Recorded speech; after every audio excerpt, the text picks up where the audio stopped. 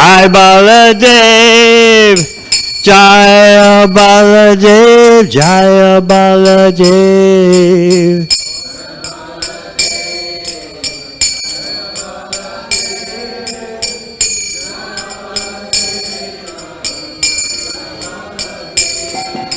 Jai Baladev, Jai Baladev, Jai Baladeva, Jai Baladev.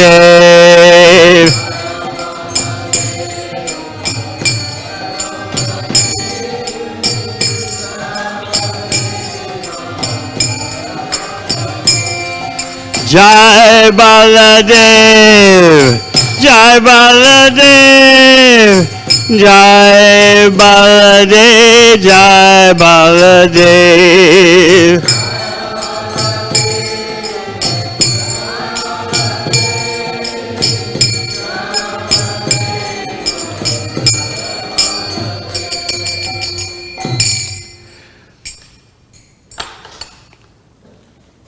Om Jnana-timirandasya Jnananjana Shalakaya Chakshurmilitang Yena Tasmai Shri Gurave Namaha.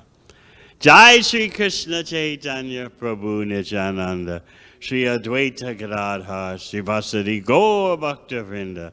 Hare Krishna, Krishna Krishna, Hare Hare, Hare Rama, Rama Rama, Hare Hare.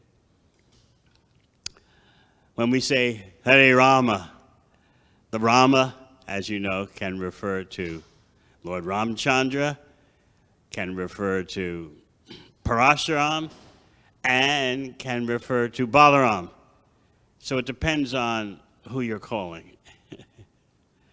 Also, Rama can refer to Krishna. You can see that very clearly in Jiva Goswami's commentary on the Hare Krishna mantra, where he explains that Rama refers to Krishna, who is Radhika Raman, the enjoyer of the association of Srimati Radharani. Lord Balaram has different names. If you can remember the Namakarana ceremony, the name-giving ceremony performed by Gargarishi right after the appearance, the Janmashtami for Lord Krishna. He talked also about Balaram, that he's known as Sankarshan. Okay. All right. But I'm allergic to marigolds. Thank you. Perils of a material body. I'm allergic to marigolds. So Gargarishi said about Lord Balaram that he's sometimes known as Sankarshan for various reasons. He combines the families of Nanda Maharaj and the families of Vasudeva. Nanda Maharaj, as you may know, comes from the same patriarchal line as Vasudeva, but they both come from different wives. One comes from a Vaishya wife, the other comes from a Kshatriya wife. Vasudeva from the Kshatriya wife, and Nanda Maharaj from the Vaishya wife. Sankarshan means by Balaram being transferred from the womb of Devaki to the womb of Rohini. He's uniting the two subdivisions of this dynasty. Sometimes there's some confusion about, is Balaram the son of Devaki or is he the son of Rohini?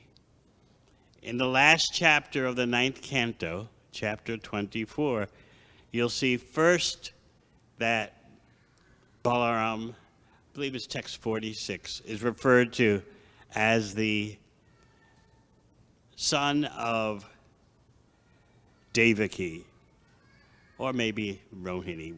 In any case, next text, 54, says he's the son of the other one. So you have in the same chapter references to Balaram as son of Devaki, son of Rohini.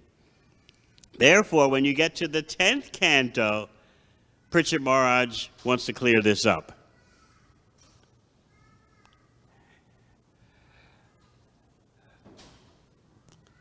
So he asked Shukadeva Goswami, how is it that Balaram was evidently transferred from the womb of Devaki to Rohini? That seems to have happened. In other words, can you verify this? Remember, if you've read Krishna book, if you've read the 10th canto, Krishna is ordering Yogamaya to transfer Balaram from the womb of Devaki to the womb of Rohini in Vrindavan. And she reacts in a way that says, this is a very severe task to do, to attract Balaram from the womb of Devaki to the womb of Rohini. And Krishna tells Yogamaya, his Shakti, take heart, you are auspicious, be blessed, it can be done. What was Balaram doing in the womb of Devaki? His partial expansion is Anantashesh, who facilitates, who provides the bedding, the accommodation, so to speak, for the Supreme Personality of Godhead, Krishna. So, in the womb of Devaki, Balaram, who also has his expansions of expansions, Anantashesh is preparing the womb for the appearance of Krishna. And then once he's done that, he goes to the womb of Rohini. Very interesting. But I wonder how many of you were in Laguna Beach Temple yesterday when I was talking about Lord Chaitanya going into Balaram Bhava. 1, 2, all right. But these others haven't heard it. You don't mind hearing it again? Because it's a very unique pastime. It involves what Archita Prabhu was talking about this morning, the Varuni beverage, and the transformation that comes over Lord Balaram. The same thing happened to Nimai Pandit. Nimai Pandit and Srivas Thakur were roaming throughout Navadvip, as they like to do. And they came in the proximity of a tavern. Is that what you call them here in USA? Oh, pub, tavern, bar. They came in the proximity of a bar, and the smell of alcohol was wafting through the air. So Nimai Pandit smells that, but immediately remembers Varuni, and he enters into Balaram Bhava, the existential state of being Lord Balaram. So we were pointing out yesterday, for those of you who weren't there, that everything is the energy of the Supreme Personality of Godhead. It's not that Nimai Pandit is becoming corrupted by smelling alcohol. He's not exactly smelling the alcohol immediately, instantaneously. He's absorbed in Balaram Leela, just like when Mahaprabhu is on the beach in Jagannath Puri and he sees the Chataka Parvat, the hill. Immediately, he's at Govardhan Hill in his consciousness. So this is the mystical vision that Lord Chaitanya is demonstrating at the highest levels of bhakti. Wherever you look, you don't exactly see a material object. because instantly you remember everything is Krishna's energy, and you see Sham Sundar, Radha Krishna everywhere. Stavara Jangama Deke, Na Deke Taramurti, as Lord Chaitanya explained to Ramananda Roy. So please understand that Lord Chaitanya is not getting affected or taking off to the highest heights just by a smell of ordinary alcohol. Instantaneously, he remembers Varuni. And not just ordinary Varuni. You see, the Varuni in Braj is described in the Bhagavatam as being divine. Devi Varuni.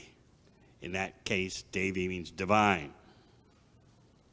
But first, what's happening with Nimai Pandit? He's entered into the state of being Balaram.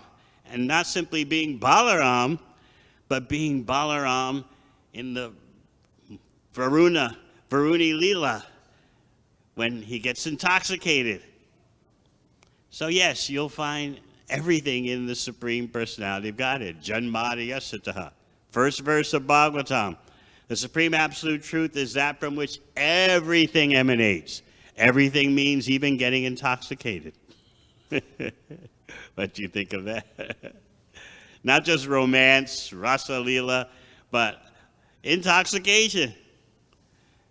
So much so that Lord Balaram's eyes are going to roll because he's totally and divinely, infinitely, impeccably, purely intoxicated.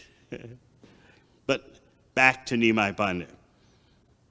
He announces in his bhava of Balaram, he tells Srivas Thakur, I'm going inside. I'm going inside the bar. Srivas Thakur's reaction was, oh no. He's panicking. He falls at Nimai Pandit's feet and clasps his feet with both hands. I don't know if you've ever been so desperate to beg someone not to do something that you fall at their feet and hold on to both of their feet with your hands. Anyone ever done that before? No. Well, that's what Srivas Thakur did. And still, Nimai Pandit's roaring, I'm going inside, I'm going inside. Going inside the bar full of drunkards, totally materially intoxicated. So Srivas Thakur tries to explain 3 points. Number 1, you are Nitya Dharmamoy. You are Dharma personified. If you don't set the proper example, just as Krishna says in Bhagavad Gita, Utsi Deha Ime Loka Nakuryam Karma Chedaham. If I don't set the standard for proper dharma, I indirectly could be accused of ruining the population of the universe. So therefore, even I, Krishna says, I do prescribe duties. That's Dwarka Leela especially. Krishna acts as the perfect householder, executing all prescribed duties. So Srivas Thakur reminds Nimai Pandit, or not simply reminds, he's begging, look, what will happen to Dharma? What will happen to religious principles if you go inside a bar loaded with drunkards? Reason number 2, mundaners don't understand you, especially when they are offenders. At that time, Navadvip was full of everything Vedic except devotional service. There were so many pundits, great rishis, great sages, who knew everything except the conclusion of the Vedas. And sometimes they would criticize Nimai Pandit. So Srivas Thakur is saying, by your going inside the bar, your critics will offend you even more, and their next life will be even more horrible. They'll suffer hellishly. So reason number 2, why you can't go inside. And reason number 3, your pastimes sometimes are hard to understand, hard for us to explain to others. How am I going to explain this one? Nimai Pandit's entering into a bar full of drunkards. But Nimai Pandit was undeterred. He kept roaring, I'm going inside. I am going inside. And then he added, why do I have to follow rules and regulations? What was Srivas Thakur going to do? He said, all right, you enter into the bar, I enter into the Ganga and drown myself.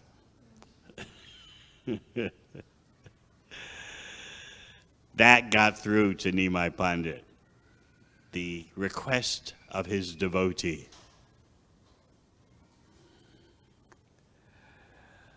So he didn't go inside. He and Srivas Thakur continued walking, but the drunkards inside the bar, they had seen out on the street, that's Nimai Pandit. So in their drunken state, they were glorifying Nimai Pandit. He's such a nice person. He sings and dances so nicely. And then they started a kirtan as best they could while totally stoned. Hari, Hari, Jai Narayan, Jai Narayan. So they're staggering around trying to make a kirtan.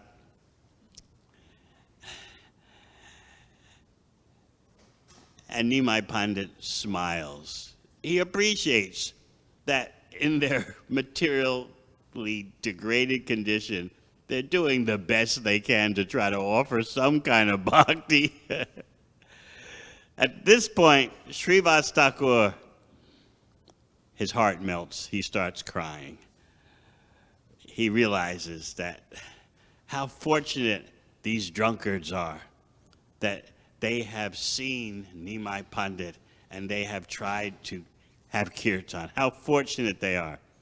And Vrindavan Das Thakur explains that these drunkards are more fortunate than the greatest impersonalist sannyasis,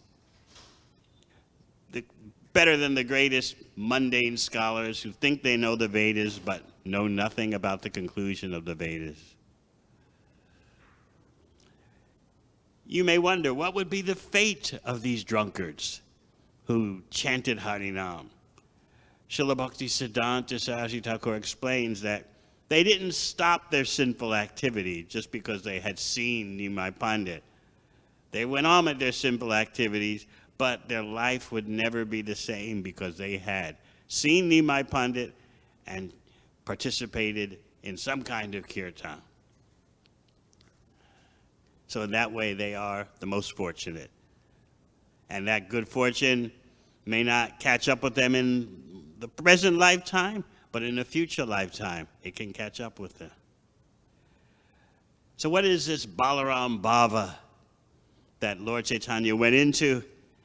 And then by the threat of Srivas Thakur, you go into the bar, I'm going into the Ganga and drowning myself. That gradually brought Nimai Pandit out of the Balaram Bhava. So we go to Vrindavan. We heard Archita Prabhu reading from Krishna book this morning. There's so many details to that pastime of Balaram bringing the message to the gopis. And as we heard this morning, his message was actually for Krishna's gopis, because Balaram is there to be with his gopis,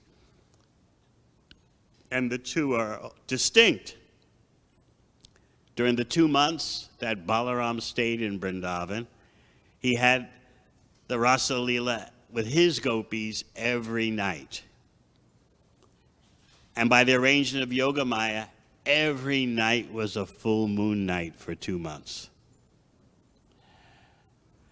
And where Lord Balaram has his Rasa Leela, it's on the bank of the Yamuna, but it's far from where Krishna has his Rasa Leela. Where Balaram has his Rasa Leela is called Sri Ram Ghat. It's on the bank of the Yamuna, but nowhere near where Krishna has his. So Balaram is chosen to give a message to Krishna's gopis because of his intimate friendship with Krishna. Even though he has a different secondary or mixed rasa of friendship than Uddhava. Remember, Uddhava also delivered a message to the Brijvasis. Uddhava is a friend mainly of Krishna in friendship rasa, but he also has a mixture of servitorship, dasya. Whereas Balaram is friends, sakya ras, but with a mixture of vatsalya ras, parental, because he's older by just a little bit. Still, he's older than Krishna. You know how it is stated in Chaitanya Charitamrita that Balaram is always there with Krishna in one role or another in all the various avatars of Krishna, the main ones. When Lord Ramchandra appeared, Balaram, in one of his expansions, was Lakshman, the younger brother, and he couldn't influence Ramchandra as the younger brother. So therefore he decided, next time I'll be the older brother. And in that way, I'll be able to have some sway.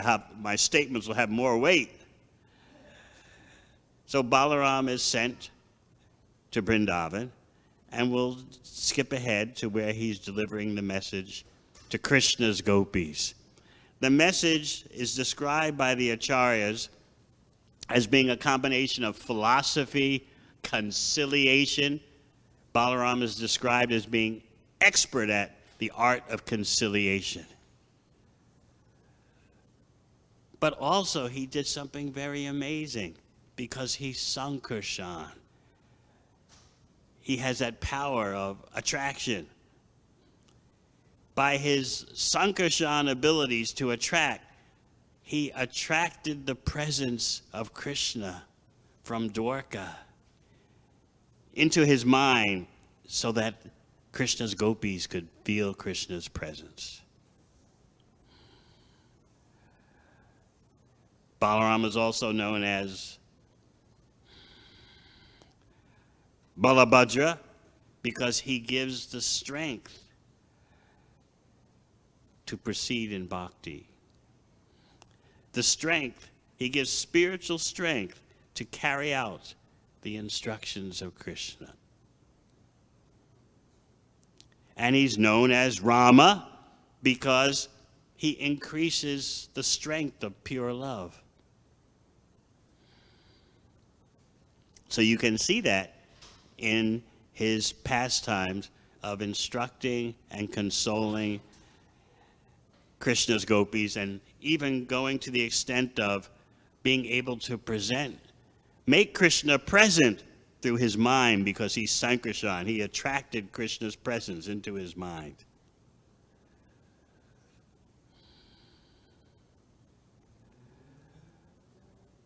So he and his own gopis, Balaram's own gopis, after he's delivered the message, and the message was of several parts, as we said, philosophical conciliation.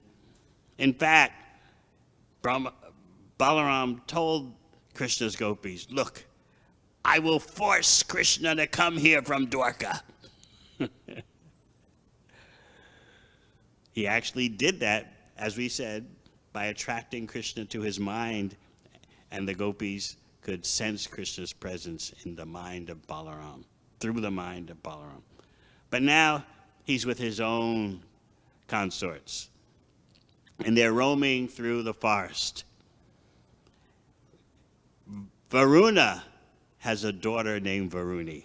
Varuna is the Devata the demigod in charge of watery bodies, oceans, huge bodies of water, not only on one planet, but throughout the universe. To assist in Balaram's pleasure, he requests his daughter, Varuni, to go to Vrindavan.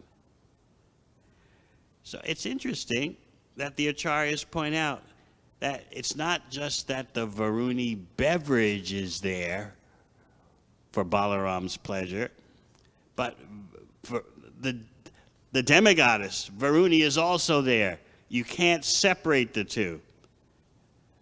The example is given, just like you can't separate the river from the presiding deity of the river. You can't separate Yamuna Devi from the Yamuna River. Similarly, you can't separate Varuni from the Varuni beverage. Interesting about life on the spiritual platform in the spiritual realm. So out from the holes of a tree comes pouring this most fragrant beverage, which makes the whole forest of Braj even more fragrant. We were describing in Laguna Beach how there are different types of forests in Vrindavan. Does anyone remember the different types? Yes? You mentioned one for every season and one with all the seasons. There are 10 types of forests in Braj, as revealed by Kavi Kanarpur, the great devotee of Mahaprabhu. There are 6 seasons: monsoon, autumn, winter, dewy season, spring, and summer. That's 6.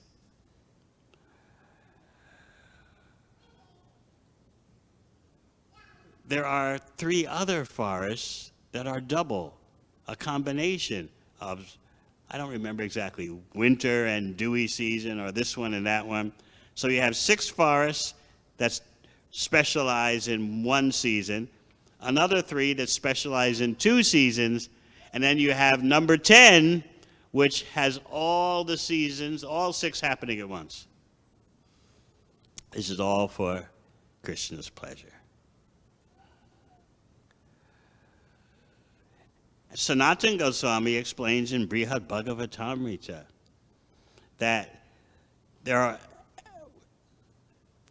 the forests, the different forests in Vrindavan, with their rivers, hills, mountains, pastures, trees, all the features of the forest can change one after another. So Krishna's his pleasure groves, his forests are always infinitely variegated, because that's the nature of the spiritual energy. Not only does these aspects of the forest change, one, then another change, and then another change, but sometimes all the changes happen simultaneously, just for Krishna's pleasure.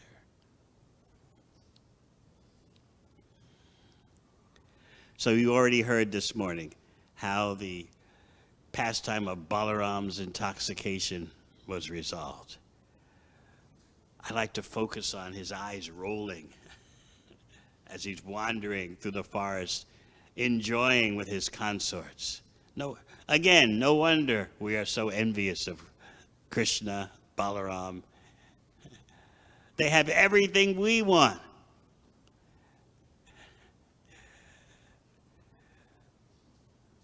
When Krishna and Balaram play in the forest between the ages of 6 and 10, they never tire. They can go on playing and playing and playing without any rest, but then sometimes they do take rest in the forest just as another pastime. But they have no material bodies, there's no fatigue. Even the perspiration on Krishna's face is like pearls on top of the moon, embedded, studded. The moon is studded with pearls. That's how beautiful Krishna looks when he's perspiring. Sometimes Krishna and the cowherd boys, Krishna and Balarama always hand in hand, literally also. Sometimes they just hold hands and watch the cowherd boys fight, dance, jump. Jumping is very important. They suddenly just jump up in the air. Just see how I'm jumping. And Krishna and Balarama encourage them. How nicely you are fighting. No one in the three worlds can match how you're fighting each other. How nicely you're singing, better than any Gandharva. How nicely you're dancing, better than any Vidyadhara. So sometimes they play with balls. They take some flowers, roll them into a ball, and start throwing them at each other. And they always hit their target. Sometimes they throw a ball high in the air, and Krishna leaps up to catch the ball. And as he leaps up to catch the ball, with his left hand, he holds on to his turban. So I was explaining yesterday, this is very important. Is Krishna in anxiety? Oh, as I'm jumping for the ball, my turban is going to slip out of position. I'll look bad. No, this is Leela. He's making everything infinitely sweet. Just see, I'm jumping so high. Yet, I want to make sure that my turban is properly situated on my head and doesn't slip off. But whether the turban slips this way or that way, it's perfect. But Krishna's having fun holding on to his turban, just like before he jumps into the poisoned Yamuna River. When Kali is there, he climbs up on a tree, and right before he jumps from the tree into the river, he adjusts his clothes. But whether his clothes seem to be not neat or completely neat, both are unlimitedly attractive. Sometimes when Krishna jumps high to catch a ball, because he and Balarama are playing in this way, they're the leaders of the cowherd boys. He squints his eyes so that he can see the ball even though the sun is shining. So you might think, wait a minute, this sounds like a limitation. Krishna has to squint his eyes because of the sunlight in order to see the ball in the air. But this is Krishna having fun. His childhood pastimes are meant to give pleasure to the devotees and give pleasure to Krishna himself. The most beautiful scene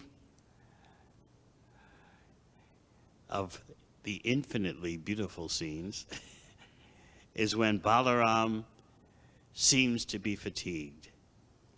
And he lays down under a tree with his head on the lap of a cowherd boy. And Krishna comes and starts massaging his feet, massaging Balaram's feet. And then Krishna also takes a fan and starts fanning Balaram. And Krishna goes to the river, to the Yamuna River, comes back with some river water.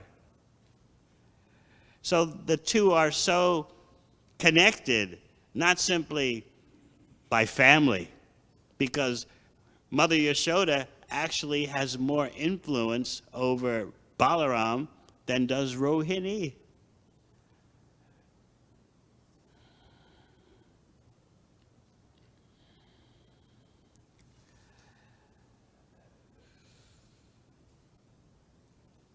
So Krishna is showing by example how close I am with my older brother.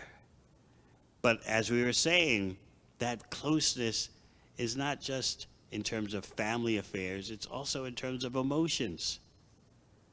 And you can see that in Balaram's and Krishna's togetherness, which, and this will be the last point we make, that closeness of emotion and existence manifests also as Sri Chaitanya and Sri Nityananda. Vrindavan Das Thakur constantly makes the point in Chaitanya Bhagavat that you cannot understand Lord Nityananda without the mercy of Lord Chaitanya, and you cannot understand Lord Chaitanya without the mercy of Lord Nityananda. Both are revealing the other. It's a combined process. You can't just say, I'll focus on Gauranga, and that's it. You can't just say, I'll focus on Nityananda, and that's it. Both are revealing the fullness of the other. So what you see in Krishna and Balaram sporting in the Vrindavan forest, sharing emotions, you'll see the same thing in Lord Chaitanya, Lord Nityananda. Just like the song by Narottam Das Thakur, Gauranga Bolite Habe Pulakashirya, Hari Hari Bolite Naini Bhainir. When will the tears flow from my eyes when I say the name Gauranga? Arkabe Nitai Chanda, Karuna Hoibe. When will Lord Nityananda be merciful upon me and make my material desires insignificant? So by the mercy of Lord Nityananda, you can better serve Gauranga. And by the mercy of Gauranga, when you better serve him, you can get the mercy of Lord Nityananda, who makes your material desires insignificant. Insignificant means like if a fly lands on your shoulder, you don't just have a nervous breakdown. It's not the end of your life that a fly has landed on your shoulder. That's insignificance. Samsara basana mora kabe tucha habe. When will Nityananda, who is Balaram, make my material desires so insignificant? Then I can better appreciate Gauranga. And by the mercy of Gauranga, I can see the need for Nityananda. And of course, Nityananda is Balaram. All right, any questions?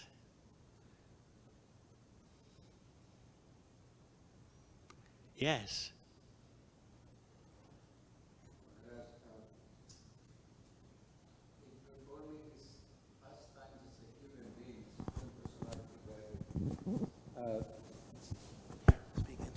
Yeah, in performing his lila as a human being, we see that sometimes he needs the help, Krishna, of the Yoga Maya. He makes him forgetful of who he is. Sometimes I was wondering, is actually faking it?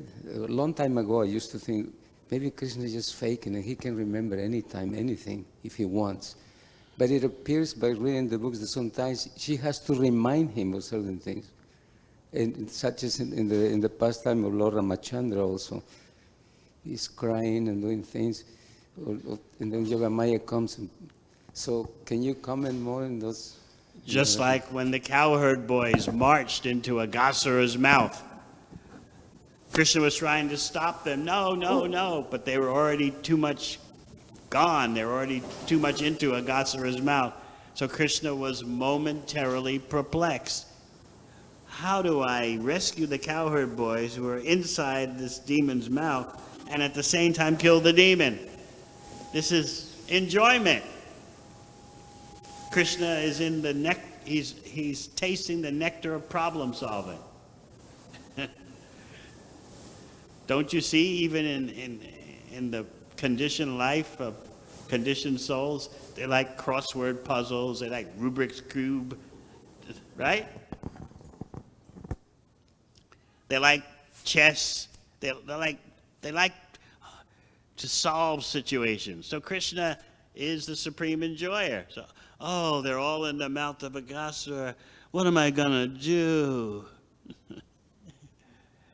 It's whatever Krishna does, he enjoys. He enjoys lamenting,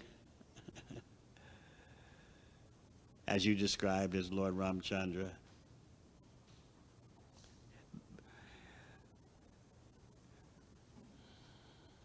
Anything else? Yes. Raghupati Prabhu.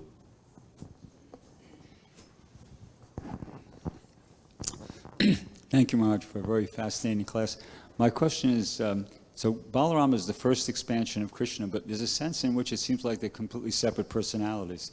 Like, for instance, in Indrapast, when, I guess, was it Vishvakarma built that palace for the Pandavas, and, it was difficult to distinguish what was water and what was the mirrors, and Duryodhana came and he kind of couldn't figure it out, and he actually stepped in the water and he kind of fell in, and all the queens started laughing, and Maharaj Yudhishthira was telling them to stop, but Krishna said, no, let him laugh. So it's doubtful to me that if Balaram was there, if he would have done the same thing, because like at the end of the Battle of Kurukshetra, when Duryodhana and Bhima were squaring off with each other, Balaram didn't want to see that happen, and when Bhima hit Duryodhana below the waist with the club, Prabhupada says he was disgusted and he left. So it seems like, he's the first expansion, but yet he seems like a completely separate personality. Yes, that he's still the Supreme Personality of Godhead. He's Krishna's closest expansion. But this is all for pleasure. He's far from a clone, though. Uh-huh. He's far from a clone. Who would ever think that Balaram is a clone?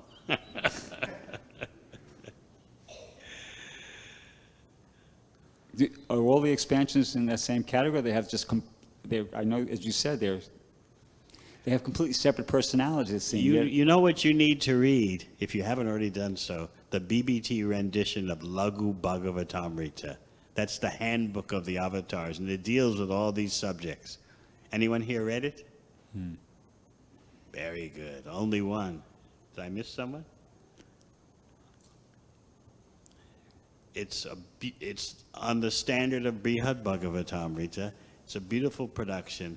Brihad Bhagavatamrita is done by Sanatana Goswami, and Laghu Bhagavatamrita, small Bhagavatamrita, is done by Rupa Goswami.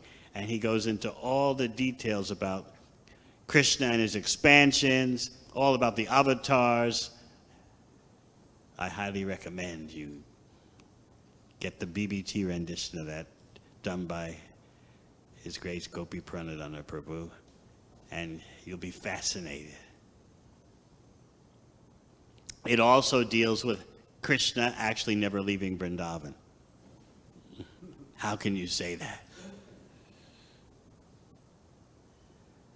All right. So I thank you all for your kind association.